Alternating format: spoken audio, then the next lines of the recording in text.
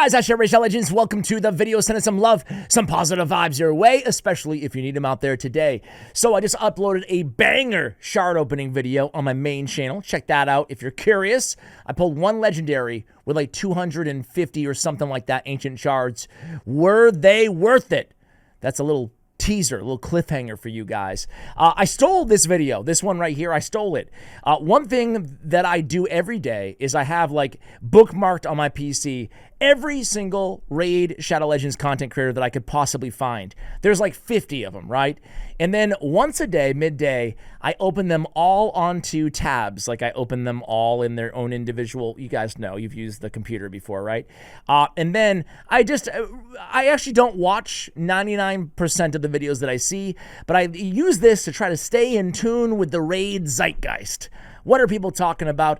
Every so often, one of them catches my eye and I just have to watch. That happened to me today with my man, Bront Cat Herder. I love Bront. He's also a clanmate of mine.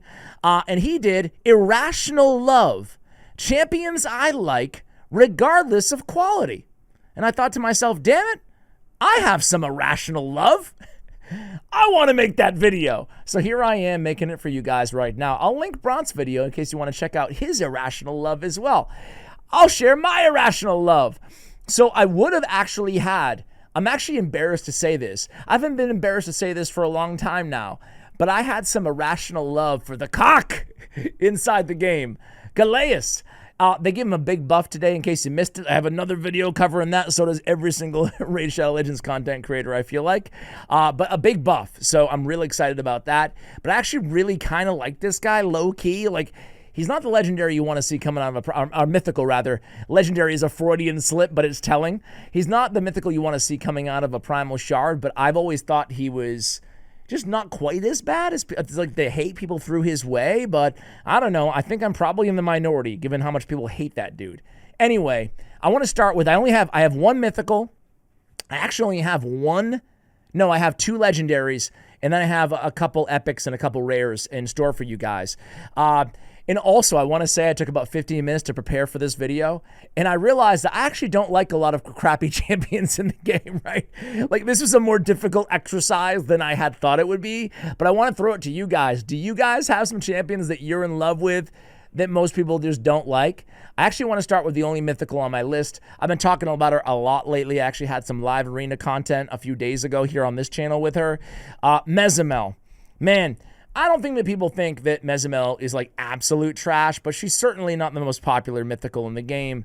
But I love Mezamel Luperfang. Like, she's one of my favorite mythicals out there. She's actually grown on me lately, like the last month or two, after I actually took the time, I can say this about a lot of champions, right? To put like really good gear on them, to take it away from somebody else. I think I threw her in like the gear I had on, I forgot who, honestly, but maybe like a Rotos or something. I don't know.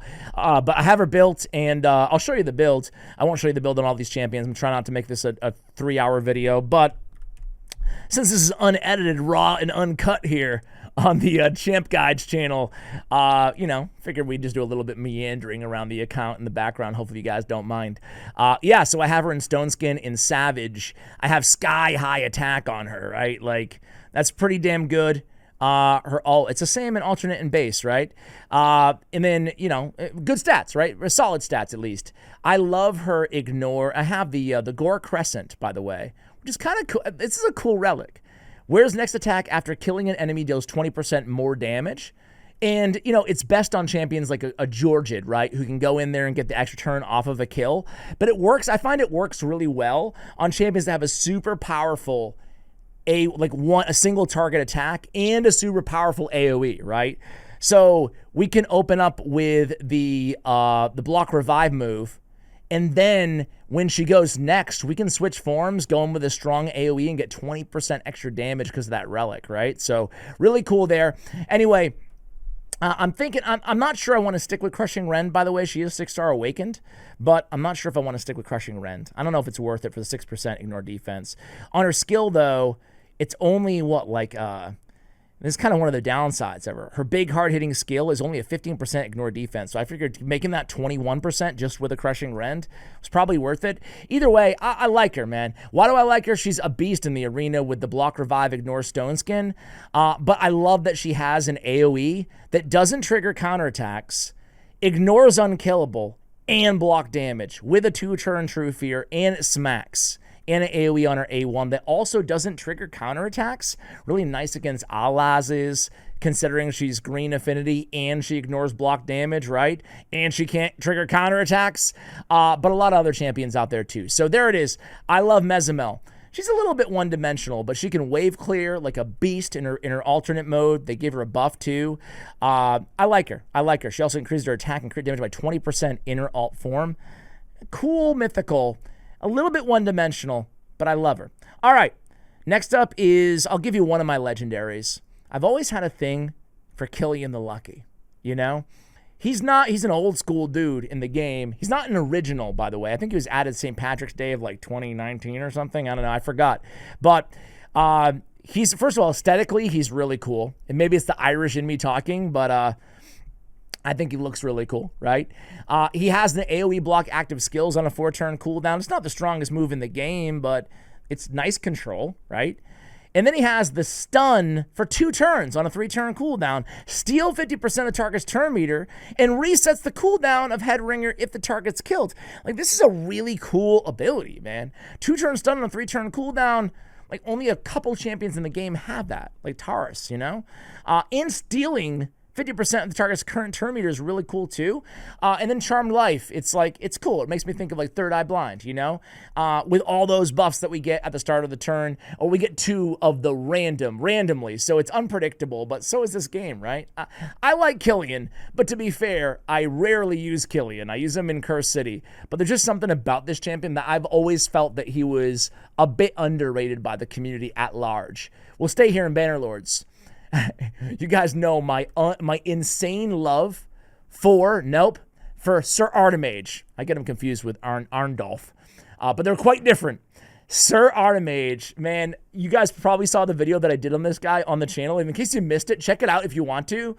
But this guy, I maxed him just because I'm on this quest of maxing every champion in the game and doing a guide on them here on this channel.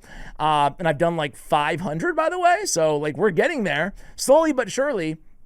I did Sir Artimage not expecting anything. And man, he blew me away with his damage. Ring True, it's okay damage. Removes all debuffs from himself, which is actually, the self-cleanse is a lot better than I gave it credit for. With the Calamitous, he has an ability like that too. Like, it's a really handy ability, the self-cleanse. And then attacks all enemies, right? So, cool. But this A3, Unshakable Valor, it might be the strongest single attack on any epic in the game, you know? I put it up with, like, Dirndl and, you know, maybe just Dirndl? Like, it's that insane. Attack one enemy, ignore 30% of the target's defense. He places an increased attack at increased crit damage if it kills an enemy, which is so dumb.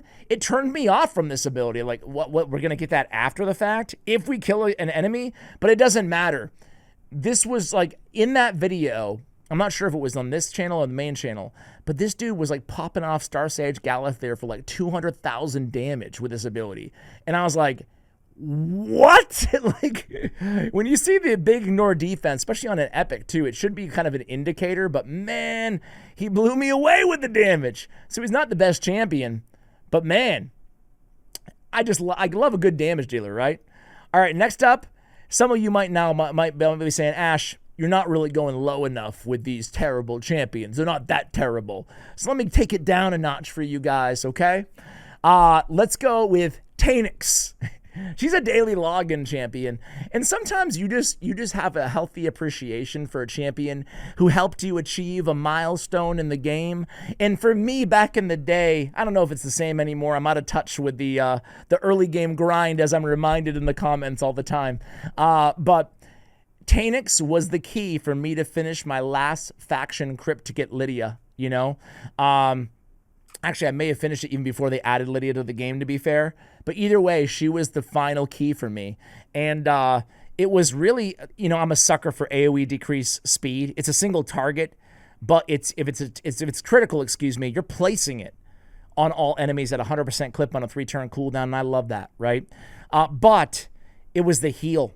These are back in the days before, like, I didn't have Duchess, and there were no healers at all in the faction. There was no support, and I couldn't finish the damn faction crypt. And Tanix Hateflower was introduced to the game, and she was the key for me. She healed my team. Heals all allies by 3% of this champion's max HP, so it's a metric that we can have control over. We can scale that up as high as we can. And for each, with each target, with each hit on targets under decreased speed. It's 2-time at random, but she has it on an AoE. And that was it. She was my main healer, you know? She also has a little bit of damage mitigation. Decrease damage all allies receive by 5%. She'll receive that instead. So it's only 5%, but that plus the heals plus the control, man, I'm a big Tanix Hateflower fan, you know, I guess. I guess. All right, next up is going to be good old campaign farmable rare. I've always had a thing for Banshee. Yeah, good old Banshee. Now, she's an old school champion. Undead Horde rare. I forgot which stage, but she's campaign farmable. And she's super slow. She's super squishy. She's not very good. She's a trash A3, 2-time at random. Each hit has a 50% chance block active skills. You know what I mean? It's okay, I guess. Whatever. Does no damage. No multipliers in her kit.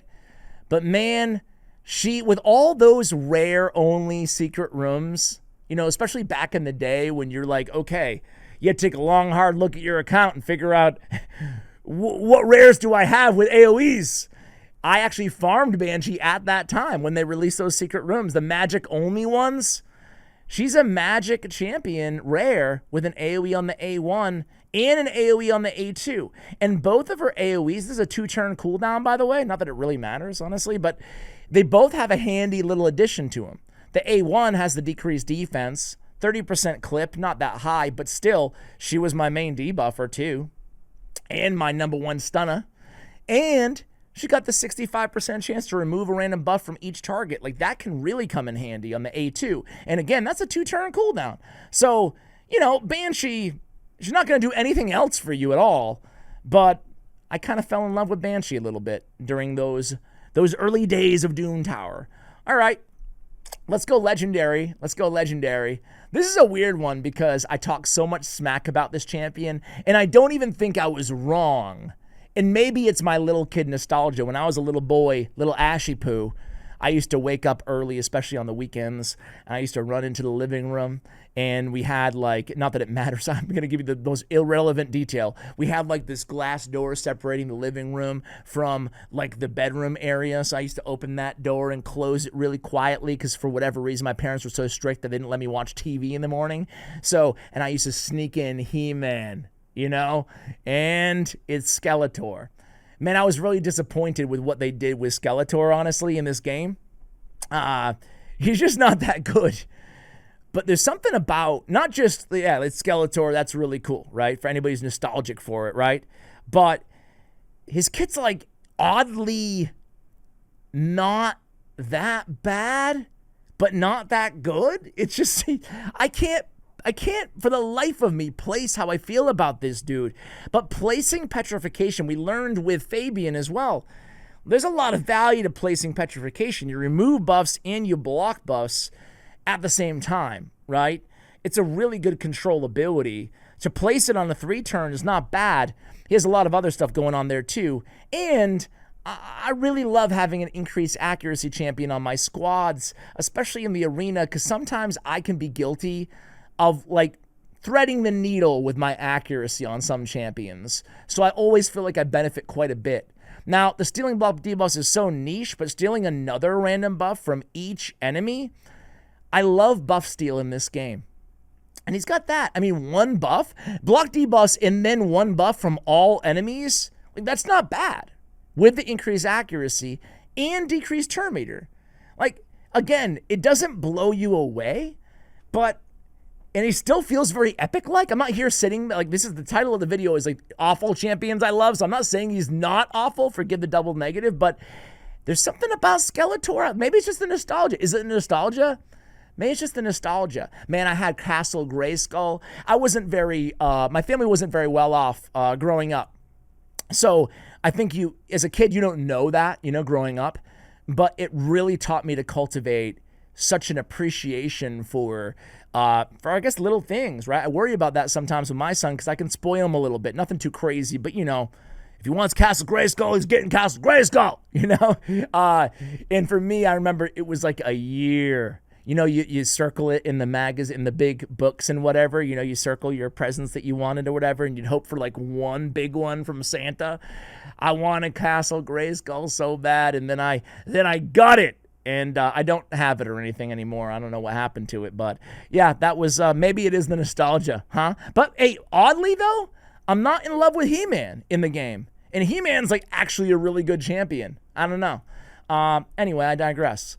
The last one that I have for you guys is another rare, guys. And this is like, I guess he's definitely not a good champion. But I like Judge a lot. I like Judge. I like Contra the Cyclone a lot. And Judge is like a rare version of Contra the Cyclone. Maybe I could have included Contra the Cyclone, but I actually think she's good. He has an AoE ×2 and a 3-turn cooldown, right? But the cool thing about his kit is this, Chaos Armor. With each hit, has a 30% chance to place the big version of decreased accuracy, decreased speed, decreased attack, or decreased defense on the target for 1 turn. And it has that double hitter, right? So you're placing 2 of them, or having a shot at placing 2 of them. What makes him not good is the RNG, the undependability. It's only a 30% chance, and it's only 1 turn.